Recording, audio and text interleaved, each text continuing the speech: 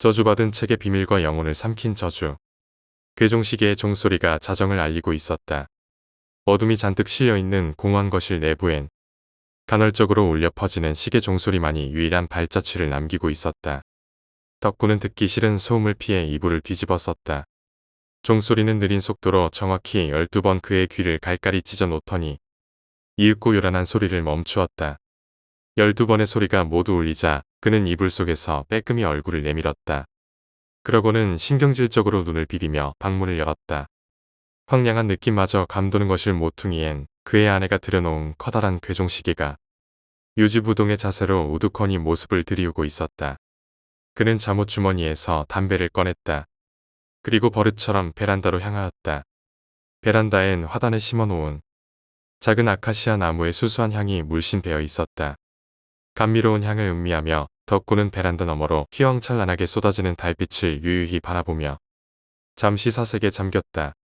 베란다에서 나온 그가 주방으로 발걸음을 돌리려는 순간이었다. 벼랑간 들려오는 초인종 소리에 그는 흠칫 놀라며 현관을 바라보았다. 이 시간에 누구지? 인터폰 속에는 밝은 베이지색 야구 모자를 푹 눌러쓴 한 사내가 서 있었다. 누구시죠? 소포 왔습니다. 덕구는 어리둥절한 얼굴로 그 사내를 물끄러미 바라보았다. 이 시간에 소포라니요? 연휴로 인하여 배달이 많이 지연될 수 있기 때문에 일찍 주문하신 물품은 일정보다 미리 배송하는 것을 원칙으로 하고 있습니다. 사내는 주야장천 중얼거렸다. 하지만 오늘은 평소보다 배달량이 많아서요. 그러다 보니 이렇게 늦은 시간까지 배송이 지체되었습니다. 밤늦은 시간에 죄송하게 되었습니다. 아닙니다. 그렇지 않아도 잠을 설치던 차였는데. 덕구는 그렇게 말하고 얼른 현관으로 다가가 문을 열어 제꼈다. 사내는 무거워 보이는 박스를 어깨에 이고 있었다. 여기 주문하신 물품입니다. 그가 힘겹게 마룻바닥에 박스를 내려놓으며 말하였다. 덕구는 의아한 얼굴로 박스를 들여다보았다. 분명 요 근래에는 물품을 주문한 적이 없었기 때문이었다. 그는 자신의 아내가 또 쓸데없는 화장품이나 옷가지들을 주문한 것이라 생각했다. 춥죠? 덕구는 보온통에 담긴 따뜻한 커피 한 잔을 사내에게 건네며 물었다. 일이 일인 만큼 정말 추위를 타는군요. 이제 겨울은 다 지났는데도 추위는 가실 줄 모르니. 그는 따뜻한 커피 잔에 손을 녹이며 말하였다. 밤늦게까지 고생하시네요. 저희 집이 마지막 배송인가요? 그렇습니다. 사내가 커피로 몸을 녹이며 대답했다. 순간 문득 덕구의 머릿속에 무언가가 번뜩이며 떠올랐다. 그것은 영국으로 어학연수 갔을 때 구입한 고급 양주였다.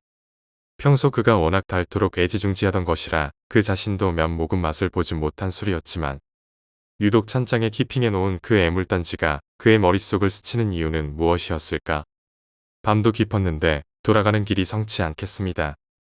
들어와 조금 쉬었다 가시죠. 덕구는 조심히 입시를 권하였다. 그래도 괜찮겠습니까? 물론이죠. 술 좋아하십니까? 좋아하다마다요. 정말 감사합니다. 아닙니다. 어차피 잠도 안 오던 차에 이야기 친구라도 필요했는데 잘 됐습니다.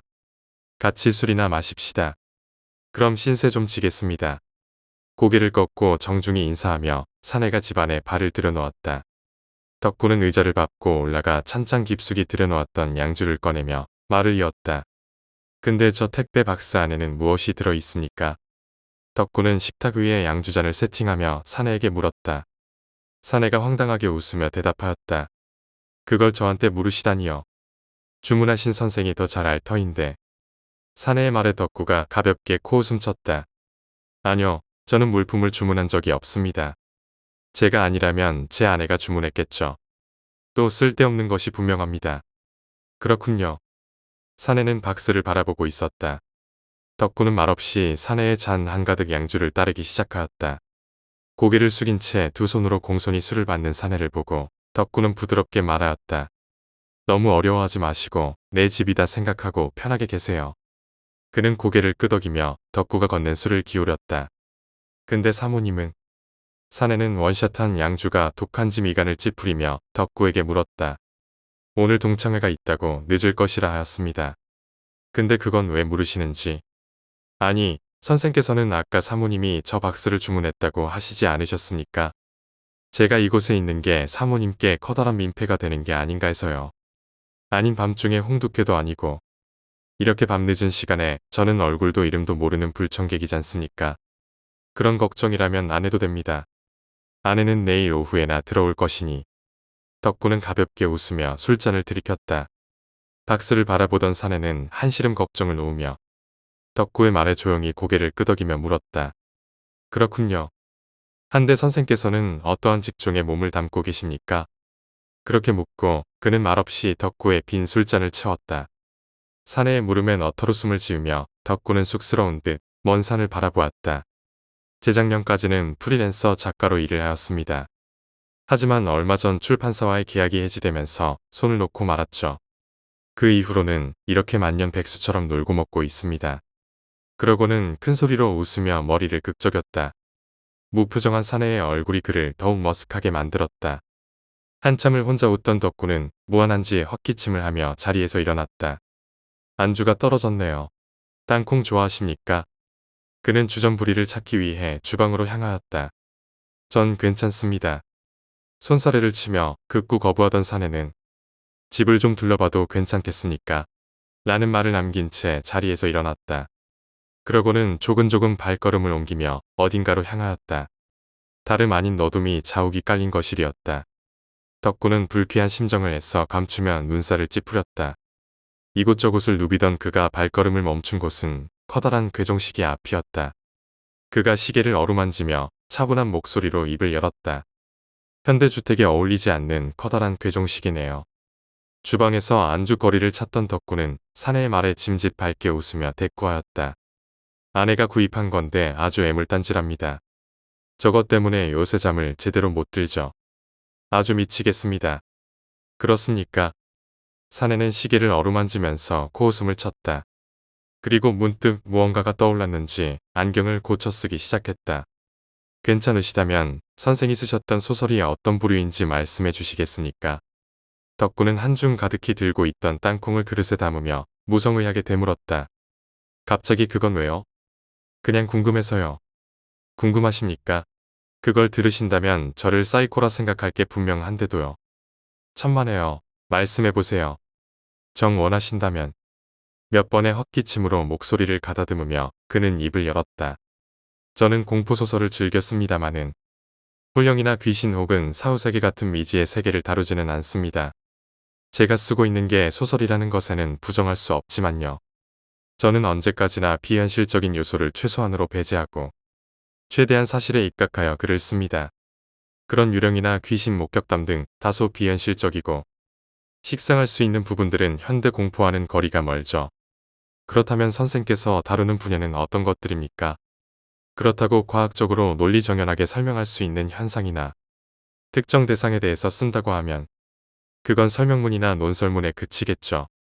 소설이 되기 위한 가장 기초적이고 필수적인 요소란 바로 허구입니다. 무슨 말인지 모르겠군요. 죄송합니다. 말이 너무 어려웠나요? 덕구는 신이 난 듯 말을 덧붙였다. 그러니까 소설의 기초 요소인 허구라는 개념을 배제하지 않은 채 최대한 사실에 입각하였으면 되는 것입니다. 저는 일상생활에서 흔히 일어날 수 있는 일상적인 공포에 대해서 쓰곤 했습니다. 인간 내면에 숨겨져 있는 공포라든지 두려움, 잔인성과 같은 것들요. 그렇다면 그런 글들의 소재는 어디서 찾는지요? 소재요? 그렇습니다. 아무래도 소설의 콘셉트가 일상적인 공포이니만큼 일상생활에서 소재를 찾겠죠. 예를 들면요. 글쎄요. 저는 주로 생각을 많이 이용하는데 이런저런 생각을 하다 보면 가끔씩 떠오르는 것이 있어요. 지금 생각하고 있는 주제도 인간의 잔인성에 대한 플롯입니다. 사내는 눈에 힘을 주고 덕구의 말을 사뭇 진지하게 듣고 있었다. 그는 답답해 보이는 모자를 벗어 제꼈다. 그러고는 주방으로 돌아와 식탁에 앉으며 다시 입을 열었다. 선생, 네? 그럼 지금 상황을 놓고 당장 그 소재를 찾으라면 찾을 수 있겠습니까? 지금요? 네. 글쎄요. 그게 그렇게 쉽게 찾고 쉽게 글을 쓴다면 누구나 할 수 있는 일이겠지요. 사내는 모자에 눌린 머리를 위로 쓸어넘기며 말하였다. 저는 할 수 있을 것 같은데요. 그게 무슨? 들었던 그대로입니다. 저는 지금 이 상황에서 공포소설에 필요한 소재를 찾을 수 있습니다. 덕구가 박장대소하며 자리에서 일어났다. 사내는 의미심장한 미소를 띠며 덧붙였다. 그럼 저랑 내기 하나 하시겠습니까? 무슨 내기 말입니까? 한 사람씩 차례대로 지금 이 상황에 벌어질 수 있는 일들을 상상하여 소재를 만드는 것입니다. 주제는 공포입니다. 소재가 먼저 떨어지는 사람이 지는 룰로 말입니다. 만약 제가 진다면 선생이 원하는 것을 드리지요. 원하는 것. 덕구가 의아한 얼굴로 들었던 술잔을 놓았다. 재밌군요. 그러고는 하얀 이빨을 드러내며 남아있는 술을 목으로 털어넣었다. 좋아요. 한데 그럴 리 없겠지만 만약 내가 진다면, 만약 선생이 진다면 저는 선생에게서 소중한 것 하나를 앗아갈 것입니다. 그것이 무엇이든 간에 선생은 절대적으로 저에게 그것을 주셔야 합니다. 뭐요? 그럼 내가 주기를 거부한다면요? 선생에겐 선택의 여지가 없습니다. 아마 내기가 끝나는 순간 저는 자연스럽게 선생에게서 가장 소중한 것을 빼앗고 난 뒤일 테니까요. 사내가 시구서 보였다. 글이라는 것은 생전 써본 적도 없는 저에게 지기라도 할 것 같습니까? 정말 진심으로 하는 소리입니까? 좋습니다. 하지만 나중에 다른 말하기 없기입니다. 길고 짧은 건 대봐야 알겠죠. 그럼 순서를 정하도록 하죠. 먼저 하시죠. 사내의 얼굴에서 비장함마저 느껴졌다. 그는 안경을 고쳤으며 천천히 말을 이었다. 잘 들으십시오. 말해보세요. 지금부터 제가 하는 말은 사실일 수도 있고 사실이 아닐 수도 있습니다. 그러니까 제 얘기가 저 혼자만의 줏대라고 믿든 그렇지 않다고 믿든 어느 것이든 당신의 자유입니다. 하지만 당신은 그것이 사실인지 확인해 볼 수는 없습니다. 그것은 규칙입니다. 무슨 얘기가 하고 싶은 거죠? 저기를 보십시오. 저 괴종시계 보이십니까? 사내는 거실 한가운데 놓인 괴종시계를 가리키며 낮은 톤으로 계속 중얼거렸다. 아까 집안을 둘러보다 저 괴종시계 안에서 무언가를 느꼈습니다. 아주 작고 나지막한 소리. 저는 분명히 두 귀로 들었습니다. 사내는 잠시 말을 멈추고 탁 앞에 놓인 술잔을 들이키며 마른 성대를 축었다. 덕구는 남자의 이어지는 말을 초조하게 기다리고 있었다. 그 순간 저는 확신하였습니다. 저 안에 사람이 들어있다고. 지금 농담하십니까? 그는 가볍게 웃으며 대답하였다. 글쎄요. 제가 하는 얘기는 작은 농담이 될 수도 있지요. 하지만 끔찍한 사실이 될 수도 있습니다. 선생이 생각하기 나름이라는 말입니다. 사내의 말이 거짓이라는 것을 알면서도 덕구는 괴종시계에서 시선을 떼지 못하였다. 무슨 근거로 하시는 말씀입니까? 그럼 아무런 근거 없이 제가 지어낸 말이라고 믿으십시오. 그것은 당신의 자유라고 말씀드렸습니다. 아마도 사내가 망설이듯 입을 열었다. 종소리는 시계 안에 들어있는 사람의 머리와 종이 서로 부딪히며 나는 소리일 것입니다. 덕구는 떨는 감이라도 베어문 듯 눈살을 찌푸렸다. 그럼 지금 확인해 보도록 하죠. 벌떡 자리에서 일어나며 덕구가 소리쳤다. 그러자 사내가 두 손으로 그를 제지했다. 그건 안 됩니다. 왜요? 규칙을 잊으셨습니까? 그렇게 된다면 선생은 내기에서 패한 것입니다. 사내가 내세운 규칙이 그의 머릿속을 휘젓고 있었다. 선생은 그것이 사실인지 확인해 볼 수 없습니다. 그것은 규칙입니다. 사내의 불쾌한 목소리가 그의 머릿속에서 메아리 쳤다. 규칙을 어기고 내기에서 패하신다면 약속대로 선생은 저에게 소중한 것을 주셔야 됩니다. 이어지는 사내의 말에 덕구는 불편한 심기를 드러내었다. 이제 선생이 얘기할 차례입니다. 이제 배터는 덕구에게로 넘어갔다. 자신의 차례라는 것을 듣고 나서야 그는 조용히 콧잔등을 어루만졌다. 맞은편에는 사내가 팔짱을 낀 채 의연한 얼굴로 덕구의 말을 기다리고 있었다.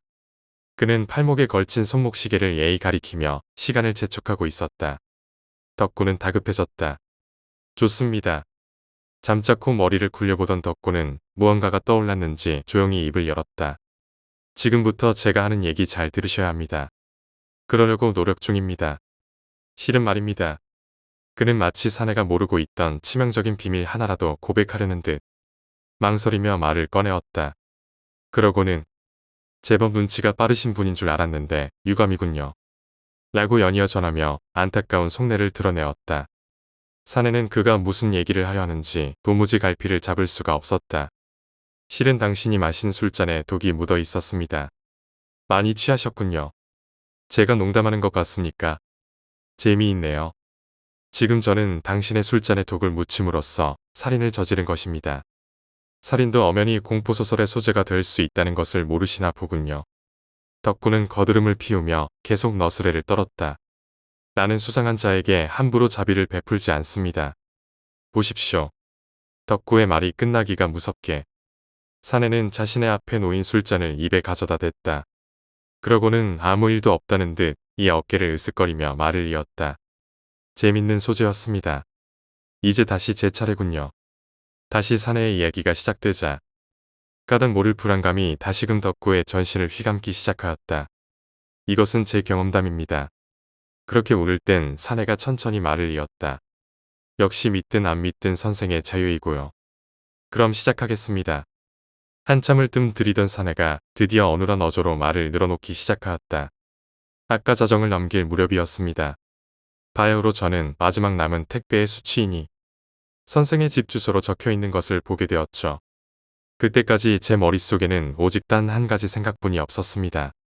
빨리 이 귀찮은 물품 박스를 집주인에게 전해주고 집으로 돌아가서 휴식을 취해야겠다고. 그리고 피곤한 몸을 이끌고 이곳 선생의 집 앞에 도착했을 때였습니다.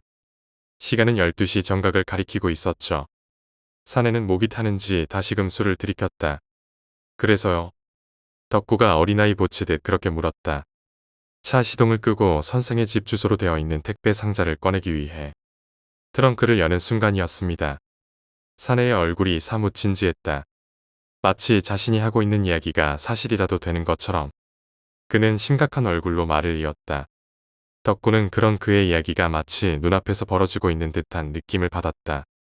그리고 저는 끔찍한 광경을 목격했습니다. 한참을 주저하다가 그가 꺼낸 말은 무언가를 목격했다는 것이었다. 덕구는 점점 조바심이 들었다. 도대체 무엇을 받기에 그러십니까? 그 전에 약속 하나 합시다. 약속이라니요? 제 이야기를 듣고 흥분하지 않기로요. 점점 궁금하게 만드는군요. 알겠습니다. 덕구는 사내의 다음 얘기가 빨리 듣고 싶어 대충 짓걸렸다. 제가 본 건 분명 살인이었습니다. 살인이요? 고양이 눈을 치켜든 채 놀라 대묻는 덕구에게 그는 말없이 고개를 끄덕였다. 그는 여전히 씁쓸한 표정을 지어 보이며 천천히 말을 이었다. 한 괴한이 중년쯤 돼 보이는 여성을 날카로운 흉기로 무자비하게 찌르고 있었습니다. 그게 정말 사실입니까? 덕구는 심각한 얼굴로 사내의 말에 반응하였다. 아직 놀라시긴 이릅니다. 그는 그녀를 잔인하게 토막내기 시작하였습니다. 그러고는 그 토막낸 사체를 어디론가 가져가기 시작하더라는 겁니다. 그걸 보고만 있었단 말입니까? 어쩔 수 없었습니다. 어쩔 수 없었다뇨? 너무 무서웠습니다. 사내의 말에 덕구는 어이없다는 듯한 표정을 짓고 있었다. 그러면서도 자기도 모르게 어느덧 손가락이 부들부들 떨리고 있었다. 그는 그것을 감추기 위해 식탁 밑으로 손을 내렸다. 선생의 집 앞에서 살인을 목격한 뒤 저는 여인을 무참하게 살해하고 토막내서 어디론가 급하게 가져가는 괴한의 마지막 뒷모습을 본 후에야 차 안에서 나올 수 있었죠. 그리고 선생의 집 초인종을 눌렀던 것입니다. 사내의 말은 주야장천 계속 이어졌다. 그리고 그 다음은 말 안 해도 선생께서 잘 아실 겁니다. 선생이 베푸는 뜻밖의 호의에 저는 선생의 집안에 발을 들여놓게 되었고 그리고 선생과 술을 마시며 지금까지 얘기를 나눴던 것입니다. 그게 다입니까? 아니요. 설마 이게 다라면 애초부터 이 얘기를 선생에게 하지 않았을 겁니다. 이 얘기는 선생과 관련이 있습니다. 나와 관련이 있다고요? 그는 차가운 눈으로 덕구를 주시하고 있었다. 그때까지 덕구는 사내가 무슨 얘기를 하려 하는지 도저히 갈피를 못 잡고 있었다. 한참이 지나서야 사내는 무언가를 손짓으로 가리키기 시작했다. 그곳은 바로 TV가 위치한 테이블이었다. 선생, 혹시 기억하십니까? 아까 제가 집안을 둘러보았을 때 말입니다. 그때 저 사진을 보았습니다. 사내는 TV가 위치한 테이블 언저리에 놓인 가족 사진을 가리키며 말을 이었다. 그것은 가족 사진이었습니다. 선생과 사모님이 함께 찍은 가족 사진 말입니다. 설마, 당신 지금 무슨 소릴? 제 얘기 안 끝났습니다. 설마 저와 한 약속을 벌써 잊으신 겁니까? 불안감이 덕구의 머릿속에서 점차 확산되어 가고 있었다. 그렇습니다. 그 괴한에게 살해되던 중년의 여인은 바로 저 사진 속 사모님이셨습니다. 저도 집안을 둘러보다 저 사진을 보고 알았습니다. 가족 사진에 행복한 미소를 머금은 부인의 얼굴은 괴한에 의해 살해될 때 그 고통스러워하는 얼굴과 사뭇 달랐습니다. 사내의 말에 덕구는 들고 있던 담배를 떨어뜨렸다. 두려움으로 떨리는 손이 식탁 밑에서 요동치고 있었다. 빠르게 회전하는 두뇌가 계속해서 아드레날린을 분비하여 동공이 작아지고 있었다. 사내의 말은 설마 하던 그의 예상에 정확하게 적중하고 있었다. 그는 흥분을 감추려 했지만 그러기엔 이미 걷잡을 수 없이 빠른 속도로 뛰고 있는 심장이 말을 듣지 않았다. 지금 무슨 소리를 하시는 겁니까? 덕구는 자리에서 벌떡 일어나며 고함쳤다. 아무리 부인을 보아도 사실은 변함이 없습니다. 선생의 아내는 죽었습니다. 여기까지 제 얘기입니다. 역시 사실로 믿든 믿지 않든 선생의 자유입니다. 덕구는 사내가 하는 말을 믿을 수 없었다. 믿지 않는 것은 선생의 자유입니다. 라는 그의 얘기에 꼬리처럼 따라붙는 말은 수수께끼 같은 사내의 말에 보다 큰 의문을 남길 뿐이었으니 선생이 얘기할 차례입니다. 귓전에 울려 퍼지는 사내의 능청스러운 목소리가 연신 그의 머릿속을 헤집고 다녔다. 덕구는 주머니 속에서 담배를 꺼냈다. 담배 한 대만 피고 하죠. 잠시 마음을 진정시키려는지 그는 숨을 크게 들이쉬며 담배에 불을 붙였다. 어차피 사내가 하는 말 따위야 그냥 잊어버리면 그만이었다. 그의 말처럼 그것은 사실이 아니니까. 재미삼아 시작한 내기가 아닌가. 녀석의 말에 동요될 필요가 전혀 없다. 하지만 빠르게 타들어가는 담배의 한 개비에 점차 조바심이 들었다. 다시 뱉어는 덕구에게 돌아왔다. 은근한 눈짓을 보내던 사내가 남아있는 시간이 그리 많지 않다는 듯 연거푸 손가락으로 식탁 유리를 두드렸다. 조급한 마음에 덕구는 빠르게 눈을 굴렸다. 왜 벌써 소재거리가 바닥나신 겁니까? 그게 아니고 들고 있던 담배를 재떨이에 비벼 끄며 덕구가 천천히 입을 열었다. 사내는 어리둥절한 얼굴로 되물었다. 무슨 말씀을 하려고 하시는지.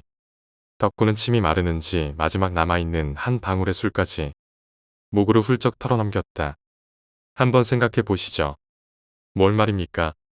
지금 제가 여기서 겪고 있는 모든 상황이 실제일 수도 있지만 또한 단순히 제 머릿속에서 상상해낸 이야기일 수도 있다는 겁니다. 사내는 의아한 눈빛으로 덕구를 바라보았다. 무슨 말씀을 하고 계신 겁니까? 지금 이 순간에 벌어지는 모든 일들이 다 허구라는 건가요? 덕구는 사내의 반응에 살짝 미소를 지으며 대꾸했다. 그럴 수도 있고 아닐 수도 있죠. 내가 말하는 모든 것이 사실이든 아니든 그것을 판단하는 건 결국 당신에게 달린 겁니다. 사내는 잠시 생각에 잠긴 듯하더니 고개를 끄덕였다. 그럴 수도 있겠군요. 하지만 그게 무슨 의미가 있을까요? 사실이든 허구이든 지금 이 순간 우리는 이 자리에 존재하고 있습니다. 그것이 현실이든 아니든 우리는 여기서 이 이야기를 나누고 있는 거죠. 덕구는 사내의 말을 들으며 담배를 천천히 피워 올렸다. 연기가 허공에 흩어지며 그와 함께 두 사람 사이에 흐르는 긴장감도 점차 잦아드는 듯했다. 그래서 말인데요. 덕구가 다시 입을 열었다. 내가 당신에게 줄 수 있는 소중한 것이라고 한다면 그건 내 기억일 겁니다. 내가 지금까지 살아오면서 겪었던 모든 기억. 그 중에서도 가장 중요한 기억을 내가 당신에게 넘겨줄 수 있겠죠. 하지만 그 대가로 당신은 내게 무언가를 줘야 합니다. 사내는 덕구의 제안에 흥미를 느낀 듯 미소를 지었다. 그게 무슨 제안입니까? 당신의 기억과 내게 줄 무언가라니. 그게 과연 내게 어떤 의미가 있을까요? 덕구는 눈을 가늘게 뜨며 말했다. 당신이 나에게 내 기억을 가져간다면 난 더 이상 과거에 얽매이지 않고 새로운 삶을 시작할 수 있을 겁니다. 그게 내게는 가장 소중한 것이 될 수 있죠. 그리고 당신은 나의 과거를 통해 무언가를 얻게 될 겁니다. 그게 무엇인지는 나도 알 수 없지만요. 사내는 잠시 생각에 잠겼다. 그는 덕구의 말을 곱씹으며 그 의미를 이해하려고 애쓰는 듯했다. 그러더니 마침내 결단을 내린 듯 고개를 끄덕였다. 좋습니다. 내가 당신의 기억을 가져가기로 하죠.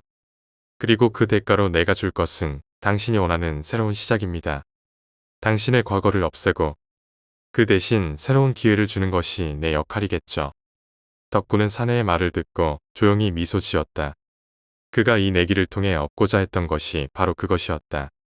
자신의 과거를 지우고 새로운 삶을 시작할 기회를 얻는 것. 그것이야말로 그에게 있어 가장 소중한 것이었다. 사내는 덕구의 눈을 뚫어지게 바라보았다. 그렇다면 이제 당신의 기억을 넘겨주시죠. 덕구는 잠시 망설이다가 고개를 끄덕이며 사내에게 다가갔다. 그리고 그 순간 그의 모든 기억이 사내에게로 전해지는 듯한 느낌이 들었다. 사내는 눈을 감고 덕구의 기억을 받아들이며 그의 과거를 하나씩 하나씩 흡수해갔다. 그리고 마침내 덕구는 완전히 새로운 사람이 되어 있었다. 과거의 기억이 사라진 덕구는 이제 새로운 삶을 시작할 준비가 되어 있었다. 사내는 덕구를 향해 마지막으로 말을 건넸다. 이제 당신은 새로운 시작을 할 수 있습니다. 과거는 잊고 새로운 길을 걸어가세요. 덕구는 사내의 말을 듣고 조용히 고개를 끄덕였다. 그의 눈에는 더 이상 두려움이나 망설임이 없었다.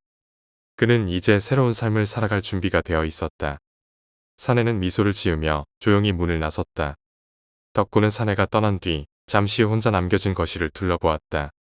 모든 것이 여전히 그 자리에 있었지만 그의 마음속에서는 무언가가 크게 변한 듯했다.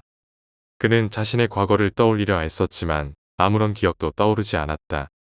사내가 정말로 그의 기억을 가져갔다는 사실을 실감하게 되었다. 덕구는 불안감과 동시에 묘한 해방감을 느꼈다. 더 이상 과거의 무게에 짓눌리지 않고 오롯이 자신만의 새로운 삶을 시작할 수 있게 된 것이다. 그는 조용히 거실을 걸어 나가 베란다에 섰다. 차가운 밤 공기가 그의 얼굴을 스쳤고 그는 깊은 숨을 내쉬며 달빛을 바라보았다. 이제 그의 앞에는 무한한 가능성이 펼쳐져 있었다. 모든 것을 새롭게 시작할 수 있는 기회가 주어진 것이다. 그러나 동시에 그는 자신이 무엇을 해야 할지 모르는 상태였다. 과거의 기억이 사라진 만큼 그의 정체성도 함께 사라진 듯했다. 그는 자신이 누구인지 무엇을 원하는지에 대한 명확한 답을 찾을 수 없었다. 그는 그저 공허함만을 느끼며 새로운 삶을 살아가야 한다는 사실을 깨달았다. 덕구는 다시 거실로 돌아와 택배 상자 앞에 섰다. 아직 열어보지 않은 그 상자가 그의 앞에 놓여 있었다. 그는 상자를 열어볼까 말까 망설였다. 상자 속에 무엇이 들어있는지는 알 수 없었지만 그것이 그의 새로운 삶에 중요한 역할을 할 것 같은 예감이 들었다. 결국 그는 상자를 열기로 결심했다. 천천히 상자의 테이프를 뜯고 뚜껑을 열었을 때 그의 눈앞에 나타난 것은 오래된 책 한 권이었다. 표지는 낡고 발에 있었고 제목도 알아볼 수 없을 만큼 희미했다. 그러나 그는 이 책이 자신에게 무언가 중요한 메시지를 전해줄 것이라는 강한 확신이 들었다. 덕구는 책을 손에 들고 거실 소파에 앉아 천천히 첫 장을 펼쳤다. 책 속에는 낯설지만 동시에 익숙한 이야기들이 적혀 있었다. 그는 읽을수록 자신의 기억 속에서 사라진 이야기들이 서서히 떠오르는 것을 느꼈다. 마치 사라진 기억들이 책 속에 고스란히 담겨 있었던 것처럼 그 이야기는 그의 과거와 현재를 이어주는 다리 역할을 하고 있었다. 책을 읽어나가며 덕구는 점차 자신이 누구였는지, 어떤 삶을 살아왔는지에 대한 단편적인 기억을 되찾기 시작했다. 그러나 그것은 단순히 과거를 되찾는 것이 아니라 새로운 시각에서 자신의 인생을 다시 바라보게 해주는 과정이었다. 책의 마지막 장을 읽고 나서 덕구는 조용히 책을 덮었다. 그리고 그는 이제 진정으로 새로운 시작을 할 준비가 되었다는 것을 깨달았다. 그의 과거는 책 속에 고스란히 담겨 있었고 이제 그는 그것을 바탕으로 새로운 삶을 살아갈 수 있었다. 덕구는 책을 조용히 택배 상자에 다시 넣고 그것을 거실 한편에 두었다. 그는 미소를 지으며 창밖을 바라보았다. 이제 그의 앞에는 무한한 가능성과 새로운 길이 펼쳐져 있었다. 그리고 그 길을 어떻게 걸어갈지는 오롯이 그의 선택에 달려 있었다. 덕구는 깊은 숨을 내쉬며 다시 한번 새로운 출발을 다짐했다. 이제 더 이상 과거에 얽매이지 않고 오롯이 자신만의 길을 걸어갈 시간이었다. 그의 마음속에는 더 이상 두려움도 불안도 없었다. 오직 새로운 시작에 대한 기대와 희망만이 가득 차 있었다. 그렇게 덕구는 조용히 일어나 새로운 하루를 맞이하기 위해 천천히 발걸음을 내디뎠다. 그의 앞에 펼쳐진 미래는 여전히 미지수였지만 이제 그는 그것을 두려워하지 않았다. 오히려 그 미지의 세계를 향해 나아갈 준비가 되어 있었다. 그리고 그는 자신이 선택한 길을 따라 묵묵히 앞으로 나아가기로 결심했다. 덕구는 창밖에 달빛이 비추는 베란다를 바라보며 자신의 마음속에 스며든 평온함을 음미했다. 그러나 그 평온함은 오래가지 않았다. 그의 시야에 다시 택배 상자가 들어왔고 덕구는 그 상자에 대한 강한 호기심과 동시에 불안감을 느꼈다. 이미 책을 읽었고 그것을 통해 자신이 누구였는지를 어느 정도 되찾았다고 생각했지만 그 상자 속에는 또 다른 무언가가 있을 것만 같았다. 그는 상자에서 책을 꺼내던 그 순간에 감각을 떠올렸다. 책의 표지를 만졌을 때 마치 오랜 시간 잠자고 있던 기억이 깨어난 것처럼 느꼈다. 그 기억은 그의 머릿속에서 완전히 사라졌던 것은 아니었다. 단지 깊숙이 잠들어 있었을 뿐 이제 그 기억들이 하나씩 깨어나기 시작한 것이다. 덕구는 상자 속에 또 다른 것이 있는지 궁금해졌다. 그는 상자를 다시 열어보았고 이번에는 상자의 바닥에 깔린 얇은 천을 들추어 보았다. 천 아래에는 또 다른 책이 있었다. 이 책은 아까 꺼낸 책과 달리 비교적 새 것이었다. 겉표지에 뚜렷하게 적힌 제목이 그의 눈에 들어왔다. 제목은 소중한 것이었다. 덕구는 이 책을 손에 들고 천천히 표지를 넘겼다. 첫 장에는 간결한 서문이 적혀 있었다. 이 책은 당신에게 중요한 것을 알려줄 것이다. 그러나 그 대가는 감당할 수 있을 만큼 무겁다. 그의 손끝이 떨리기 시작했다. 그러나 호기심은 그를 멈추게 하지 않았다. 덕구는 책의 다음 장을 넘겼다. 책의 첫 번째 이야기는 어린 시절의 기억을 떠올리게 했다. 덕구는 자신이 어릴 때 할머니와 함께 보냈던 여름날을 떠올렸다. 할머니는 언제나 덕구에게 이야기를 들려주곤 했다. 특히 덕구가 가장 좋아했던 이야기는 잃어버린 것을 찾는 이야기였다. 할머니는 항상 말했다. 소중한 것을 잃어버린 사람은 반드시 그것을 찾을 방법을 알고 있다. 단, 그 방법은 쉽지 않지. 그때는 할머니의 이야기가 단순한 옛날 이야기처럼 들렸지만 이제는 그 말이 다른 의미로 다가왔다. 덕구는 자신이 잃어버린 소중한 것이 무엇일지 고민하기 시작했다. 그는 과거를 잃었다고 생각했지만 이 책이 그에게 전하는 메시지는 단순히 기억 이상의 것임을 암시했다. 책 속의 이야기들은 마치 그 자신이 겪었던 일들처럼 생생하게 다가왔다. 덕구는 책을 읽어나가며 자신이 점점 더 깊이 빠져들고 있다는 것을 느꼈다. 이 책은 단순히 이야기를 전달하는 것이 아니라 그를 이야기 속으로 끌어들이고 있었다. 덕구는 마치 누군가가 자신의 생각을 읽고 있는 것처럼 자신이 읽고 있는 이야기에 등장하는 인물과 자신을 동일시하게 되었다. 그 인물들은 모두 잃어버린 것을 찾으려는 사람들로 그 과정에서 끔찍한 대가를 치렀다. 그들은 자신의 소중한 것을 찾기 위해 무엇이든 할 준비가 되어 있었지만 그 대가는 예상치 못한 것이었다. 덕구는 이들이 결국 자신과 다르지 않다는 것을 깨달았다. 자신도 무언가를 찾고 있었다. 하지만 그것이 무엇인지 그리고 그것을 찾기 위해 어떤 대가를 치러야 할지는 아직 알 수 없었다. 어느 순간 덕구는 책 속의 이야기가 끝나지 않는다는 것을 깨달았다. 그는 페이지를 넘길 때마다 새로운 이야기가 펼쳐졌고 그 이야기들은 점점 더 어둡고 섬뜩해졌다. 책 속의 인물들은 점차 소름 끼치는 상황에 처하게 되었고 그들은 자신이 찾으려는 것의 진정한 대가를 알게 되면서 두려움에 빠졌다. 덕구는 자신도 그런 상황에 빠질까 두려워졌지만 책을 덮을 수가 없었다. 그는 계속해서 읽어나갔다. 마치 이 책이 그를 통제하고 있는 것처럼 그는 멈출 수 없었다. 덕구가 책을 읽고 있는 동안 거실의 시계가 다시 움직이기 시작했다. 그가 시계를 바라보자 시계의 초침이 더 이상 평소의 속도로 움직이지 않는다는 것을 알아차렸다. 초침은 마치 시간을 거꾸로 돌리는 것처럼 움직였고 시계는 갑자기 제멋대로 시간을 나타내기 시작했다. 덕구는 시계가 왜 그런지 이해할 수 없었지만 그것이 좋은 징조는 아니라고 느꼈다. 시계는 시간이 거꾸로 흐르는 것처럼 보였고 그와 함께 덕구의 기억도 서서히 변해갔다.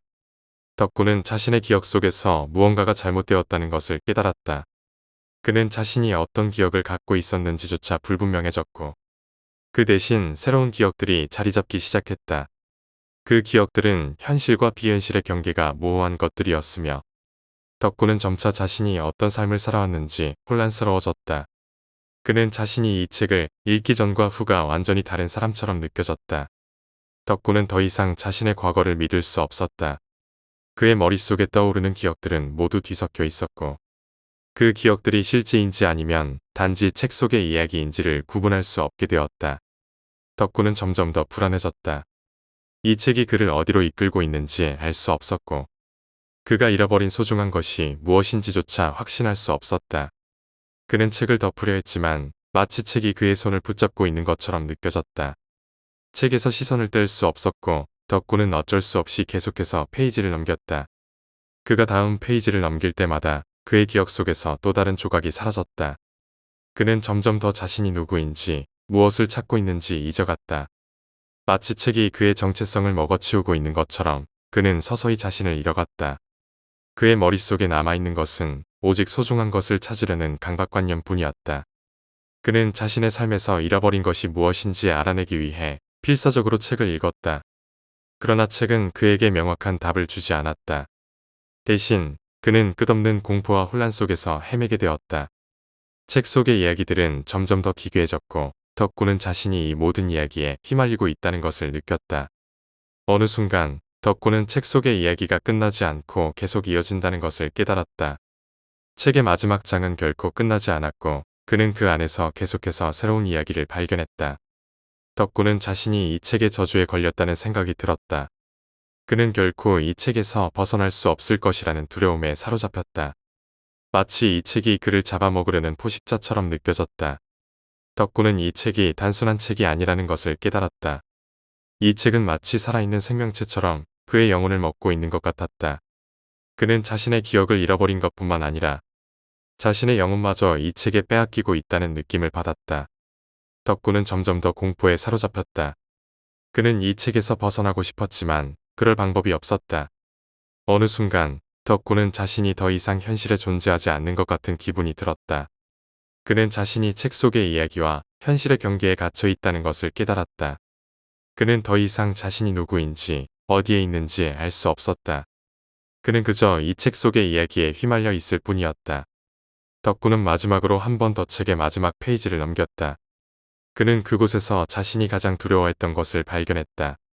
책의 마지막 장에는 자신의 이름이 적혀 있었고 그의 과거와 현재가 모두 이 책 속에 기록되어 있었다. 그는 이 책이 단지 이야기를 전달하는 것이 아니라 그의 삶을 조종하고 있다는 것을 깨달았다. 덕구는 이 책이 그의 소중한 것을 찾는 과정에서 그를 파멸로 이끌고 있다는 사실을 깨달았다.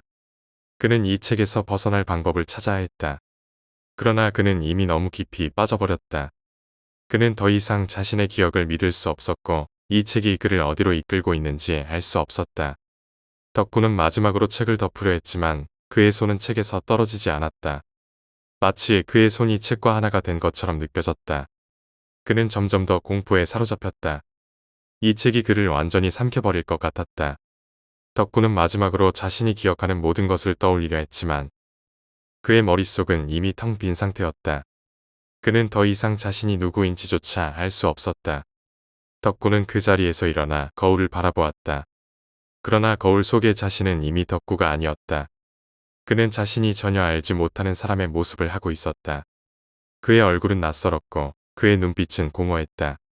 덕구는 거울 속의 자신을 보고 깜짝 놀랐다. 그는 자신이 완전히 변해버렸다는 것을 깨달았다. 그는 이제 더 이상 자신이 누구인지 무엇을 위해 살아가고 있는지 알 수 없었다. 그는 그저 이 책에 휘말려버린 한 인간일 뿐이었다. 덕구는 자신이 이 책에서 벗어날 방법을 찾으려 했지만 이미 너무 늦어버렸다.